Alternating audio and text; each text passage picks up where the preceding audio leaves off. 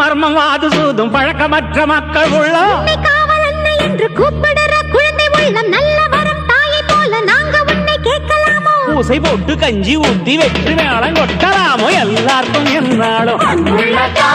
திரிசூலம் கையெந்தும் புவியாளும் மாத்தாவோ முக்கண்ணன் மனையாளும்